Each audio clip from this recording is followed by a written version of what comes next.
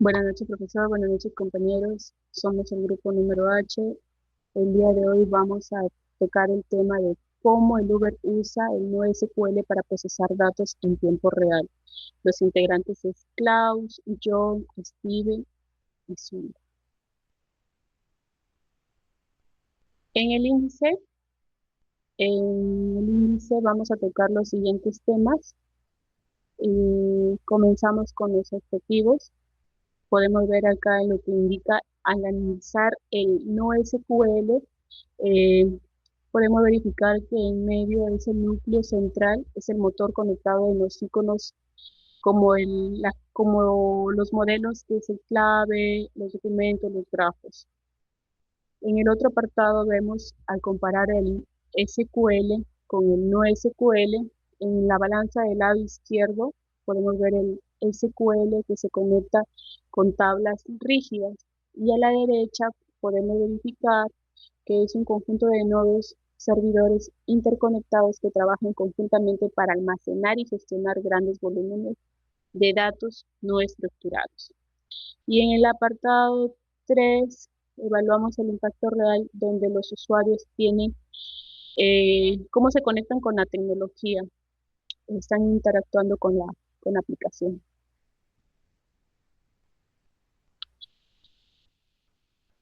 Acá en el contexto nosotros podemos ver que el Uber no es una base de datos estática, es un organismo vivo que procesa millones de solicitudes por segundos, que incluye ubicaciones de GPS exactas y los estados de viajes que cambian cada milésima de segundos, y estamos hablando de una alta concurrencia y de datos flujos constantes que no pueden permitirse esperar a que una tabla se actualice de una forma lenta.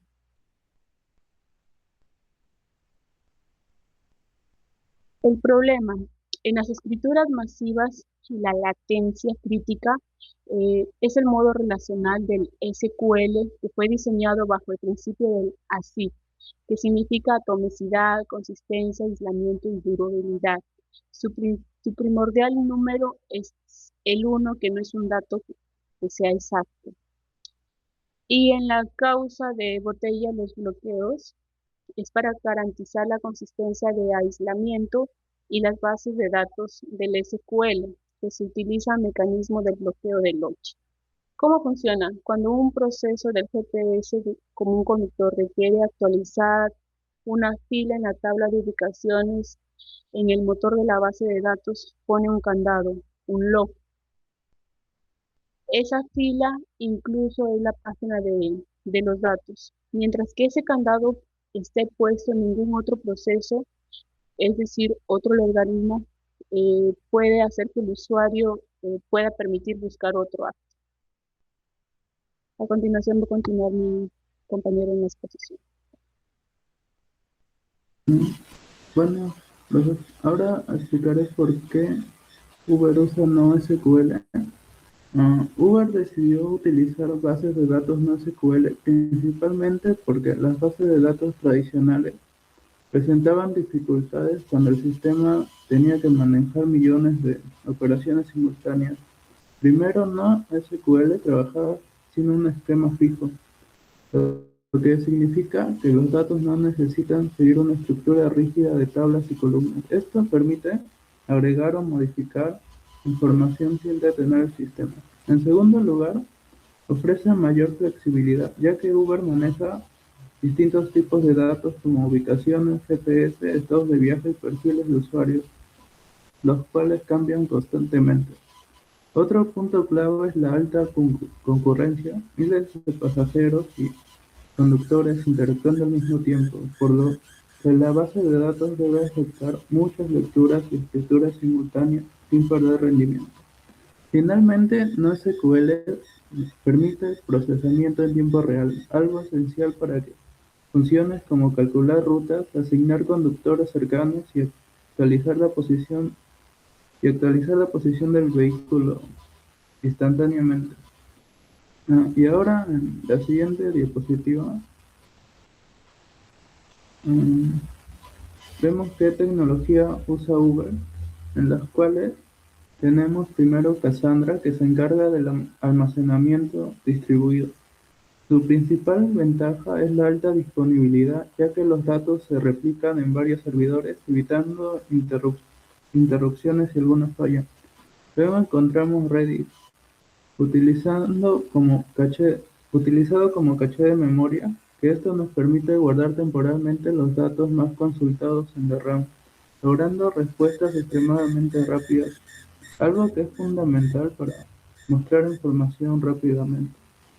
Y finalmente tenemos Hadoop, que se emplea para el análisis masivo de datos o Big Data.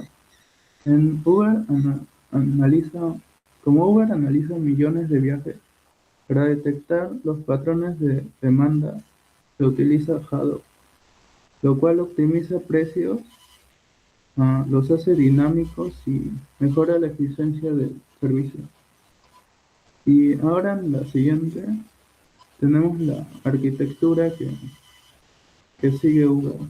Mm, En arquitectura distribuida significa que los datos no se almacenan en un único servidor central, sino que se distribuyen entre múltiples nodos conectados entre sí. Primero observamos la distribución de datos, donde cada servidor maneja una parte de información, reduciendo la carga individual. Luego está la replicación, que consiste en copiar los datos en diferentes servidores. Esto nos garantiza que el sistema continúe funcionando incluso si uno de ellos falla, logrando alta disponibilidad.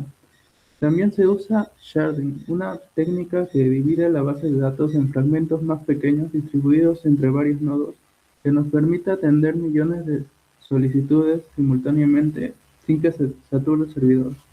Gracias a esta arquitectura, Uber puede alcanzar muchos números, simplemente agregando servidores en lugar de reemplazar los existentes.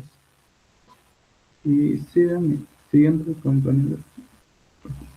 Continuando con la exposición, voy a continuar con modelos no SQL o no SQL. En este caso voy a hablar de MongoDB. Mm, MongoDB es una base de datos no SQL orientada a documentos. Esto significa que los datos que se almacenan es en formato JSON o BSON internamente, lo que permite presentar información compleja de forma natural. En este caso os voy a presentar tres ejemplos. Eh, Tres servicios. Viaje estándar, que sería, ¿no?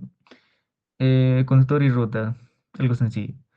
Y con mascota, por ejemplo, sería tipo de animal y costo extra. El tercer servicio, Flash de paquetes. En caso que queramos agregar nombre del que lo va a recibir o el peso del paquete, ¿no? Si usamos SQL tendríamos que modificar toda la base de datos para agregar estos servicios, ¿no? Pero en NoSQL simplemente creamos un documento en blanco con los campos que necesitamos y pues no se corrompe nada. Siguiente. En este caso voy a explicar un cuadro de usuarios. En este caso creé tres usuarios, ¿no? Que sería Carlos Pérez, María López y Luis Fernández. En los apartados de datos de identificación y de usuario, nombre de usuario, Gmail, teléfono, prácticamente es los datos del usuario, ¿no? Para que a previo registro nos pida. Después tenemos los datos demográficos de ubicación, que sería fecha de nacimiento, país, ciudad, dirección.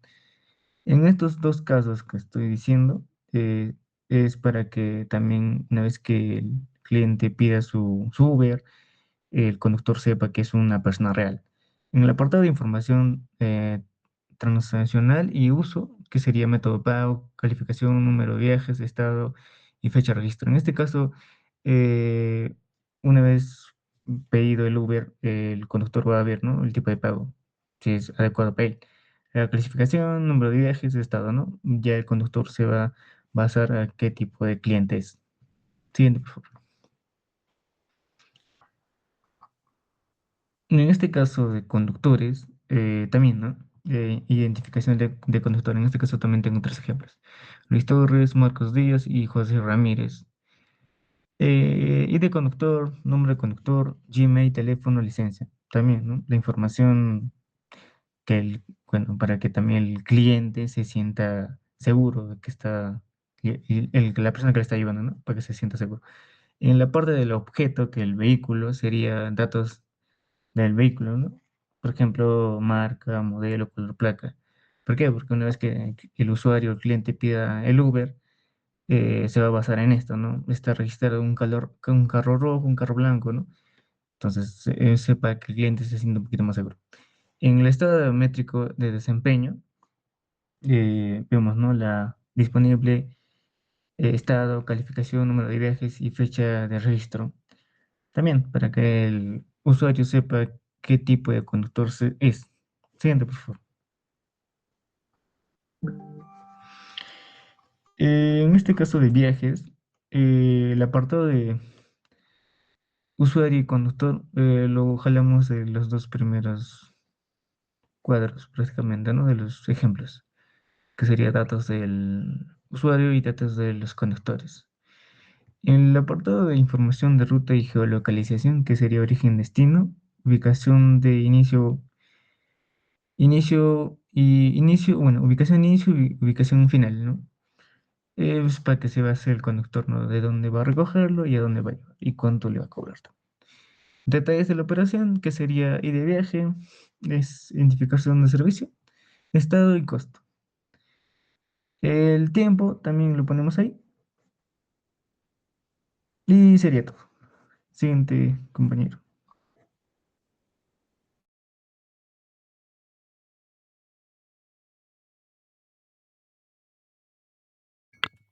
Listo, gracias compañero por pase. Bueno, vamos a hablar referente a la comparación de SQL con no SQL. Aquí comparamos estos dos, pero más que diferencias técnicas, lo importante es cuándo usar cada uno, ¿no? SQL trabaja para estructuras rígidas y relaciones complejas, lo cual es ideal para sistemas tradicionales. Pero cuando hablamos de aplicaciones como Uber, donde hay millones de usuarios al mismo tiempo, NoSQL es más eficiente porque permite escalar horizontalmente.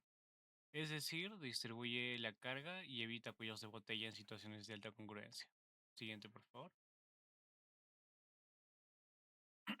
NoSQL por sí solo no es suficiente. La nube permite agregar o quitar, disculpa, claro, o quitar servidores automáticamente según la demanda. Uber lo combina con computación en la nube en sí para lograr esta escalabilidad real. No se trata solo de crecer, sino de adaptarse en tiempo real. Siguiente, por favor. Gracias a esta combinación se obtiene beneficios claves. Por ejemplo, la alta disponibilidad, lo que significa que el sistema sigue funcionando incluso ante fallos. También baja latencia, lo que permite respuestas casi instantáneas al usuario. Y tolerancia a fallos, asegurando continuidad del servicio en una arquitectura distribuida. Siguiente, por favor.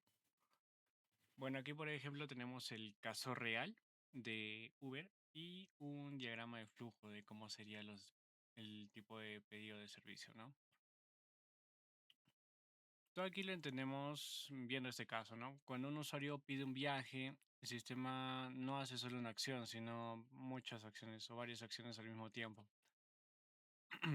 Obtiene la ubicación, analiza los conductores cercanos, calcula las rutas, selecciona la mejor opción.